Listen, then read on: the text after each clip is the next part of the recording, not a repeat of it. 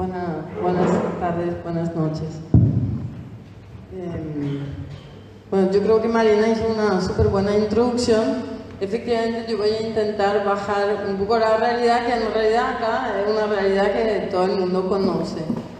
Yo preparé una presentación PowerPoint con datos, cifras, gráficos, pero no la van a ver, entonces les voy a contar.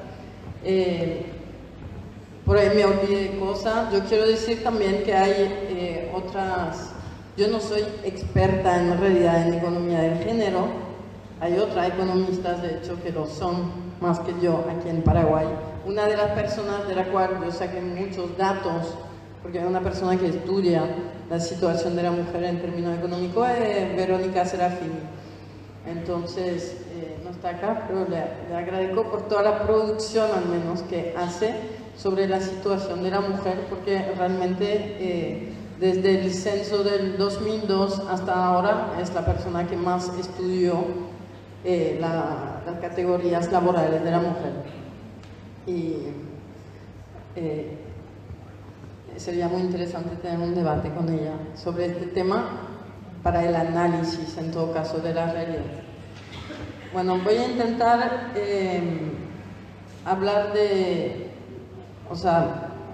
hablar básicamente de esto, reflejar la división sexual del trabajo en Paraguay, y también porque sabemos que en realidad la clase trabajadora en Paraguay, acá, no solamente la mujer está explotada, en realidad estamos en un país todavía casi feudal donde todos somos explotados. Entonces, pero como los últimos cambios, en todo caso los cambios capitalistas, empujaron a la mujer a ser más explotada, más alienada incluso dentro de la clase trabajadora. Bueno, primero, ¿cuántas somos las mujeres trabajadoras? ¿Quién trabaja? ¿Quiénes son las mujeres que trabajan? Eso es lo que quería definir primero. La última encuesta permanente de hogar, bueno, la que consulté yo, la del 2017, dice que de toda la población que somos en Paraguay, hay una participación laboral del 63% de la población trabaja. 63% de la población trabaja. Las mujeres son solamente 50%, son consideradas activas, es decir, que trabajan o que están buscando un trabajo. De hecho, es el primer dato que siempre se cuenta, es la población activa, las mujeres activas, los hombres activos. Las mujeres son menos activas. ¿Sí? Eso responde un poco a tu primera categorización, que es las mujeres son más arriesgadas, se arriesgan menos incluso a trabajar, y de hecho tienen más dificultad para acceder al trabajo, al mercado laboral. Bueno, esa es la ilustración. Acá en Paraguay se trabaja desde muy temprano, hombres como mujeres. Las estadísticas se dan, lo digo porque a mí me marcó, dependiendo de los estudios, pero la Dirección General de Estadísticas y Censo considera la población activa desde los 10 años, ¿sí? Incluyendo entonces a los niños y niñas trabajadores. Y dentro de esta categoría, obviamente, de las niñas trabajadoras, tenemos todo el complejo capítulo del criadazgo, que son las niñas que trabajan de empleadas domésticas en las casas de la gente de clase media y de la gente de clase alta. Bueno, ¿en qué sector trabajan las mujeres? Bueno, siguen el esquema general de la población trabajadora en Paraguay, pero en particular trabajan mucho más en el sector terciario, que son de los servicios sociales, servicios personales, que es lo que hablaba Marina, de todo lo que es el cuidado a otra gente. Dentro de eso, dentro del servicio social, comunal, etcétera, podemos hablar del trabajo social, enfermería, todo lo que tiene que ver con la relación a la otra persona. En el sector terciario también está comercio, restaurante, hoteles, entonces esto el trabajo de mozo, cocina, etc. Y atender los clientes, que también es lo trabajo típicamente de atender a las demás personas, siendo vendedora, etc. Trabajan mucho menos que los hombres en el sector secundario. O sea, esa es la casi ausencia de las mujeres, solamente 8% trabajan en el sector secundario, que son las industrias manufactureras. En Paraguay en particular, todo lo que son las maquilas, las fábricas de autos, fábrica de cigarrillos, todo lo que tenemos como pequeño sector industrial en Paraguay, asamblaje de piezas, ahí trabajan también las mujeres. Y un 15% trabaja en la agricultura, los hombres un 25%. Pero en un 70% las mujeres trabajan en lo que se llama el sector terciario, comercio, servicios, etc. Bueno, yo quise mirar, entonces, viendo este tema, las mujeres son menos calificadas que los hombres o no para ocupar justamente los puestos de trabajo que son más valorizados. Y en realidad, cuando miramos todo lo que son las estadísticas de educación, ahí Lila también podría ayudarme, porque ella estudia mucho este tema. Vemos que las mujeres y los hombres más o menos tienen el mismo acceso a la educación en realidad en Paraguay. No es que hay una brecha muy grande en el acceso a la educación, ni primaria, ni media, ni universitaria tampoco, en realidad. Entonces, no es que las mujeres son menos formadas, tienen menos capacidad marcada por diploma, digamos, que los hombres. Ahí me dice algo. Al contrario. Al contrario, sí. Al contrario, en realidad, en el sector universitario son más las mujeres que estudian. Sí. Bueno, en términos de pobreza, desigualdad, estuve comparando un poco los datos que existen sobre la pobreza por sexo y la pobreza por jefaturas de hogar. Y en realidad ahí sí, desde más o menos el 2010 se ve se ve el inicio de lo que podría ser un proceso de feminización de la pobreza, porque sí hay cada vez más jefaturas de hogar que son ocupadas por mujeres, por mujeres solteras o mujeres con parientes, pero donde la mujer es el principal sostén del hogar. Y en realidad si vamos a los datos, las jefaturas de hogar llevadas por mujeres son más pobres. Eso. En un 2% más, por las estadísticas del año 2018. ¿En qué momento también también miré los porcentajes de la población en situación de pobreza según los grupos de edad? Para tratar de investigar, yo les cuento, como les dije, no soy experta de este tema, entonces yo traté de buscar datos de la realidad que podamos analizar, que ustedes puedan analizar después, porque en realidad hay mucho análisis que hacer sobre este tema en Paraguay, pero que no pueda dar indicios de qué línea, qué enfoques trabajar. Entonces, si miramos los porcentajes de la población que está en situación de pobreza, hombres y mujeres, según los grupos de edad, en realidad las mujeres son más pobres que los hombres en los grupos de edad que van de 20 años a 59 años, es decir, en su edad activa, activa en términos de trabajo, que es la edad en la cual más va a trabajar, si bien se trabaja antes de los 20 años y después de los 60 años y cada vez más, pero en realidad la situación de pobreza de la mujer se sitúa más en esta franja de edad, lo cual es aún una prueba más de precarización de la mujer trabajadora. Eso ya lo dije. Bueno, entonces cuando uno mira todo lo que es las estadísticas de Paraguay, que son para contestar cierta pregunta, ¿por qué las mujeres son menos presentes en el mercado laboral? ¿Por qué son menos activas? Entonces se hacen esas preguntas, cuando se hace censo, etc., se hacen esas preguntas a las mujeres. Bueno, ¿y qué dicen? Y lo mismo también se pregunta a los hombres, de hecho, ¿por qué si una persona no está activa efectivamente en el mercado laboral, por qué no trabaja?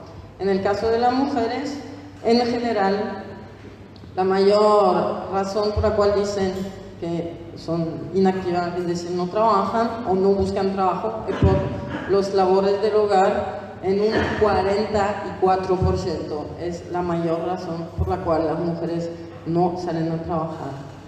Y se mantienen en una relación de dependencia de los demás miembros de la familia, de su pareja o padres, otros parientes. Después dicen motivos familiares, que eso no se relaciona, digamos, puede ser la enfermedad de alguien, pero básicamente es porque la familia, digamos, decide colectivamente que esta mujer no va a trabajar.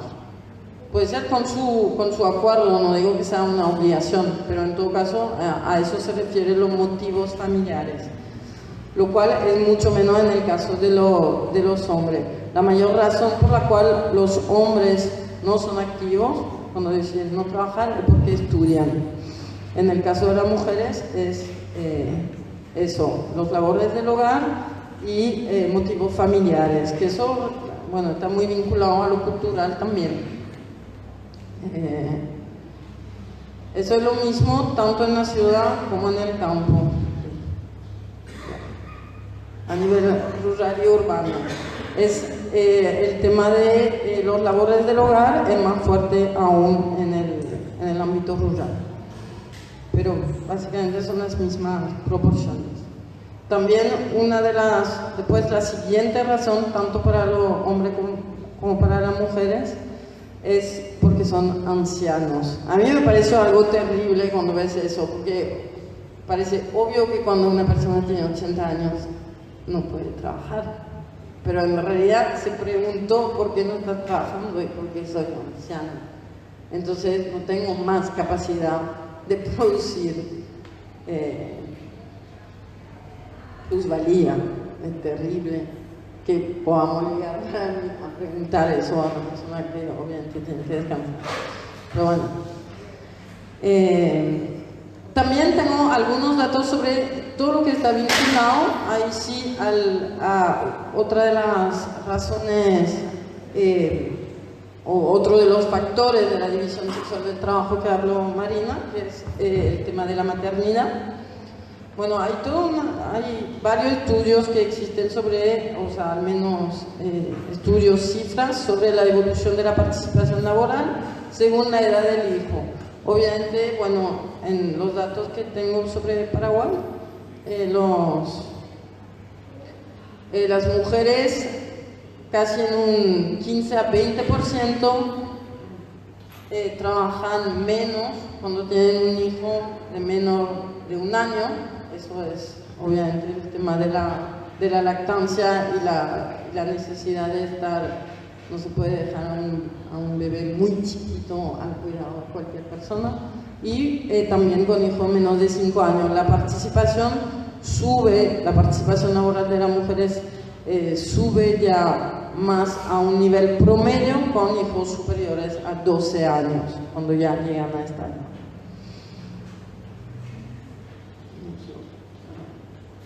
También otro dato interesante que tiene que ver con la división sexual del trabajo es la observación de la participación laboral de las mujeres según si son casadas o no casadas.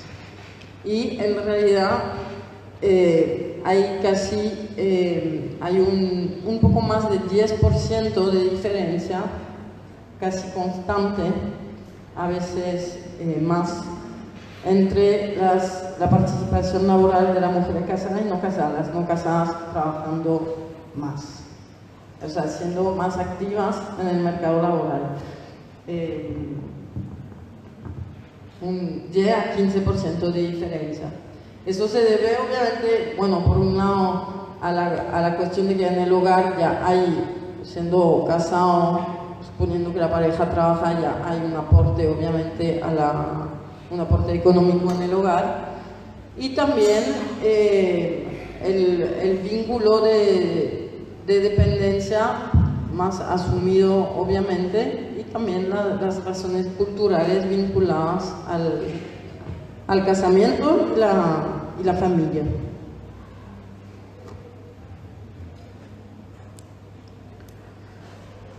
Muy bien.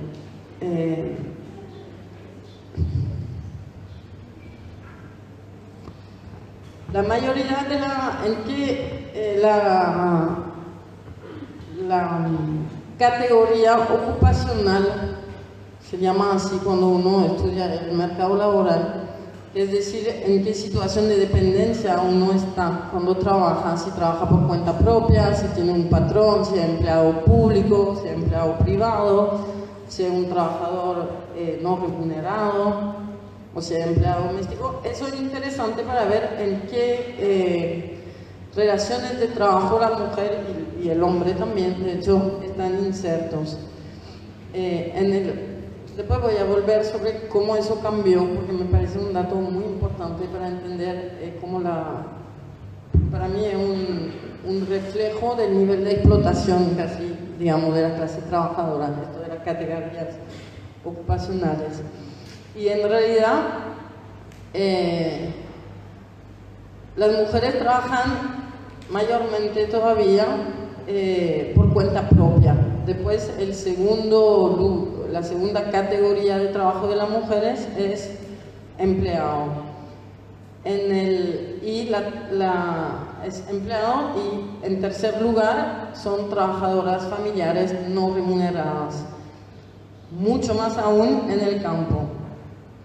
Son trabajadoras por cuenta propia, agricultoras, y trabajadoras familiares no remuneradas, en un 25%, muy alto en el campo.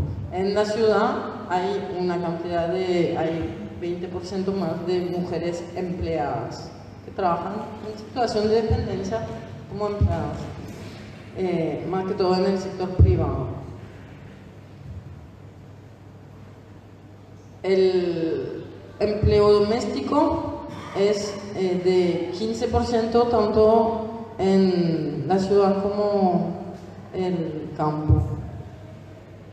Bueno, eso nos ayuda para ver cuánto es la informalidad, decía Marina, y también la precariedad en realidad del contrato laboral, que tiene que ver con efectivamente los derechos laborales.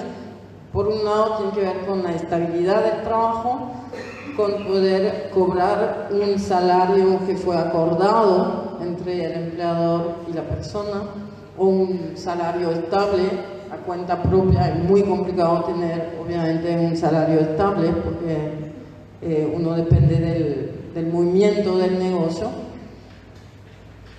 Se hizo en el 2014, pero me parece muy válido todavía, se hizo una encuesta de hogar donde indagaron más sobre el trabajo, pero no lo encontré en la última encuesta de hogar. Es los porcentajes de población por tipo de contrato, según categoría de ocupación. Y ahí vemos, claro, en el empleo doméstico, en un 94% era contratos verbales, o sea, no hay contrato escrito. Eso fue en el 2014. Puede ser que haya evolucionado un poquito más con las leyes a favor del trabajo doméstico, pero no creo que haya bajado tanto. Entonces, un contrato verbal significa que no hay ningún tipo de derecho garantizado para la persona. Ese es lo que ocupa más que todo las mujeres. Un 90% del empleo doméstico está realizado por mujeres. Entonces es un nivel de inestabilidad, informalidad y precariedad muy alto. Un contrato verbal significa que el patrón, o sea, puede cambiar cada día, cambia tu horario de trabajo a cada rato. Dice, no, vení más tarde, vení pues más temprano, te puede quedar a la noche si es que vos no vivís en la casa de la persona. Te puede cambiar tu salario porque sabes que estoy un poquito cortita, entonces este mes me va a ser difícil pagarte todo, me puede aguantar.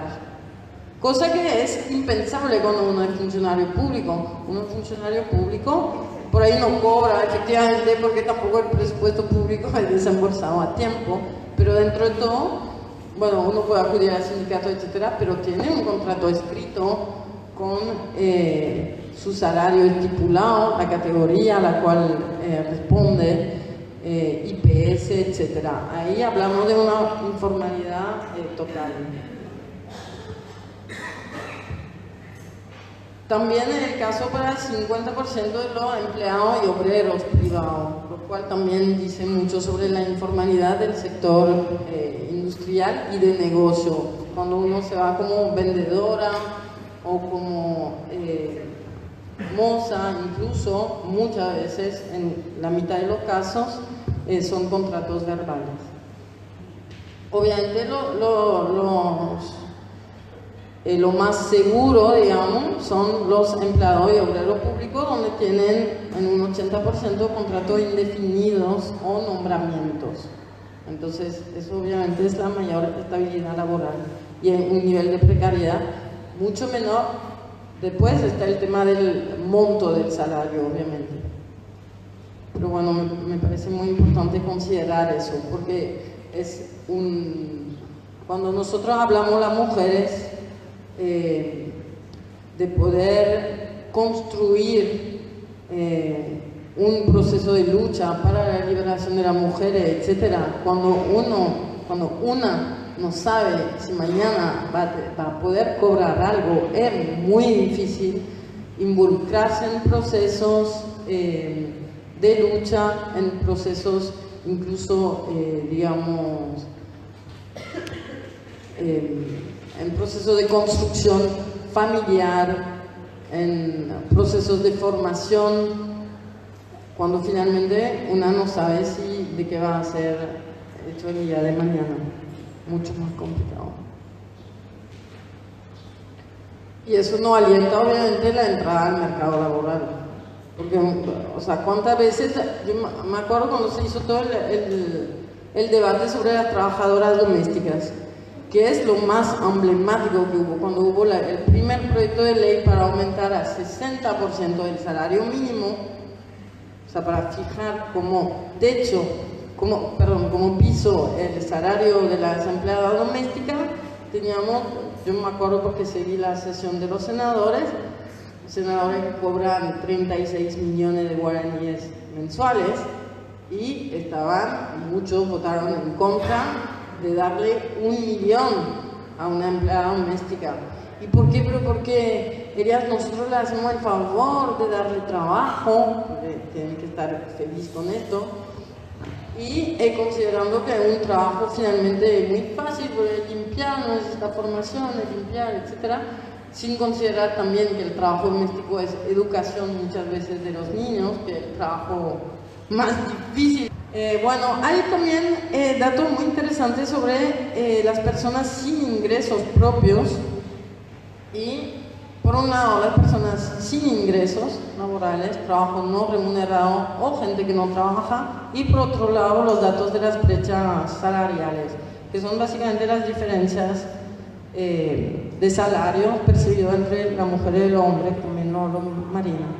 En Paraguay la brecha es muy grande, es casi la mitad. O sea, según el promedio de ingreso mensual en la ocupación principal de la población ocupada, bueno, sin instrucción, eso de gente sin formación, vamos a decir la clase trabajadora más pobre, la que menos se fue a la escuela, la brecha salarial es de 520.000 guaraníes, considerando que los hombres cobran más o menos 1 millón y las mujeres más o menos 500.000. Ese es para la gente sin instrucción. La brecha es brutal.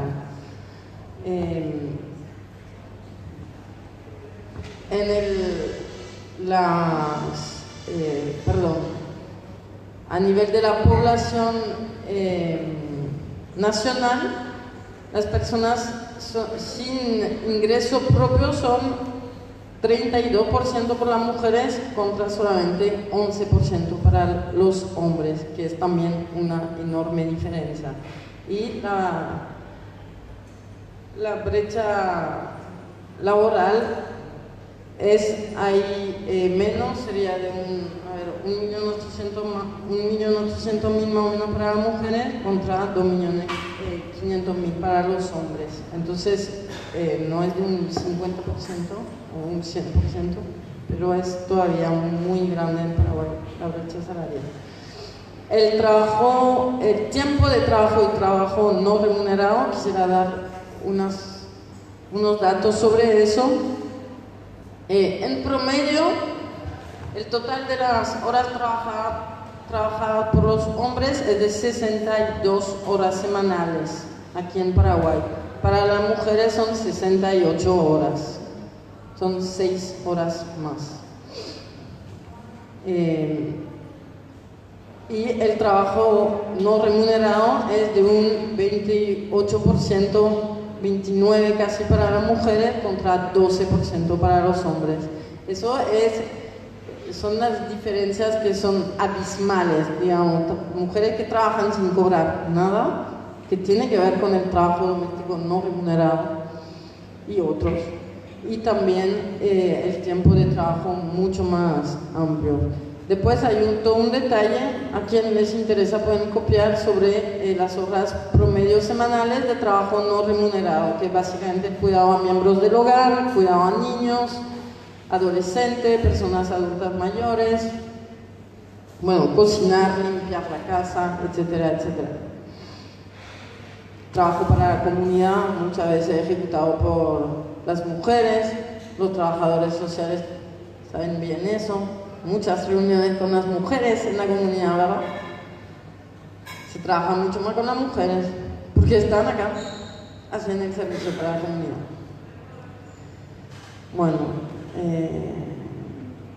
ya, voy a ir cerrando. Entonces, bueno, la división sexual del trabajo es muy marcada en Paraguay. Hay mucha justificación también cultural, al menos en el discurso aquí, porque efectivamente, o sea, la cuña guapa, la mujer acá es guapa cuando efectivamente se dedica a su casa, cuando tiene su casa limpia, cuando se dedica a sus hijos, que sus hijos están todos bien peinaditos, bien vestiditos, la casa luminosa y la ventana bien limpia, ahí está la cuña guapa. Y además no está separada, además se quedó con el marido. Eso es la cuña guapa, la que se dedica a la familia. Y más aún si además trabaja, ahí ya es súper bueno.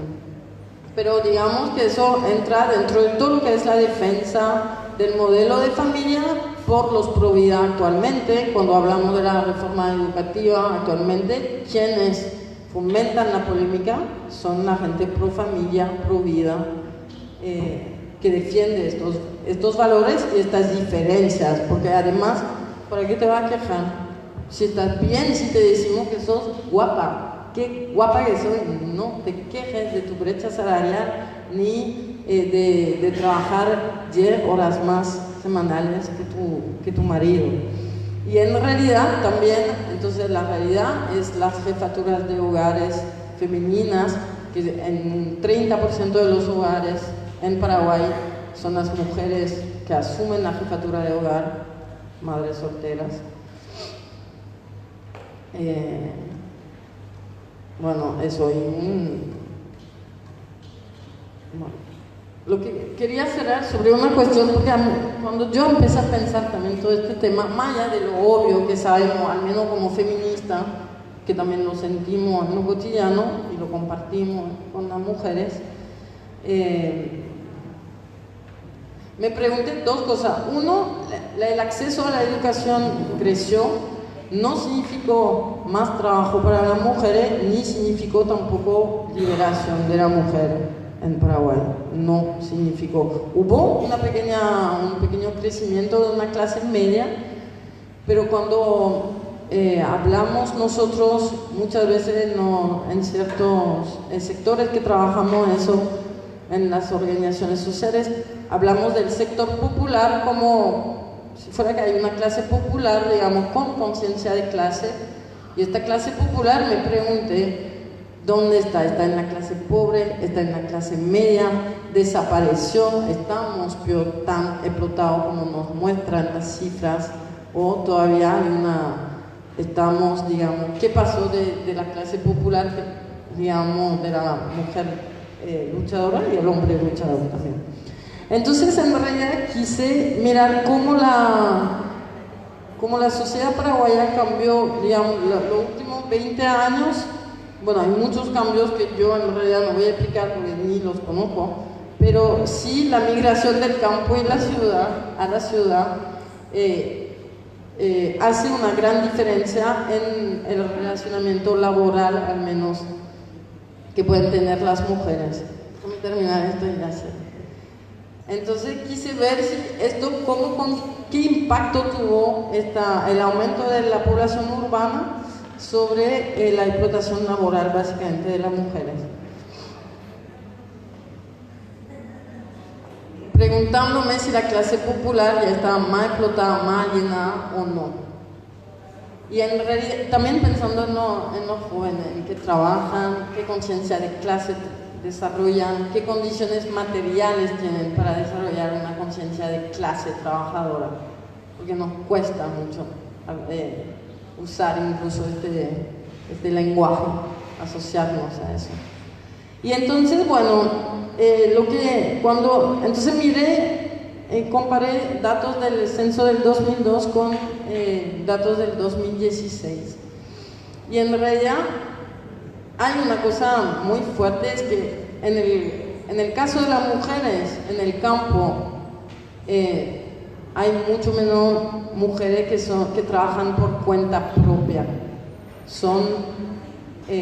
Pasaron básicamente, descendió de 7%, este 7% se fue a ser trabajadoras familiares no remuneradas. O sea, el cambio de esquema pasó de ser más cuenta propista, que trabajaban para su cuenta, a volver a trabajar en la familia en forma no remunerada. Eso es lo que se ve en las cifras si comparamos 2002 y 2016.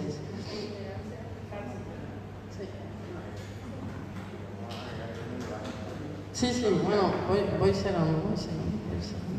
Entonces, finalmente lo que se ve cuando comparamos todas las categorías es que la mujer trabaja menos por cuenta propia, o sea que tiene menos autonomía y menos poder de decisión sobre su laburo, trabaja más en la familia en forma no remunerada, y trabaja más como empleado. Bueno, entonces ahí la autonomía en el trabajo está cada vez menos ausente, y la clase popular en general trabajan de manera más precaria y más dependiente. Un tema que yo no indagué ahí, pero lo voy a decir nomás como conclusión. Hay dos temas que me parece que sí se tienen que investigar mucho más. Uno es el acceso a los medios de producción, que es clave, que de eso habla el tema de trabajar como empleado o trabajar por cuenta propia, porque no hay acceso a los medios de producción por parte de las mujeres, y poco en realidad por parte de los hombres de la clase trabajadora también. Ahí hablamos de crédito, tierra, posibilidad de cooperativizarse, etc. Y finalmente, cómo estas condiciones materiales las condiciones materiales del trabajo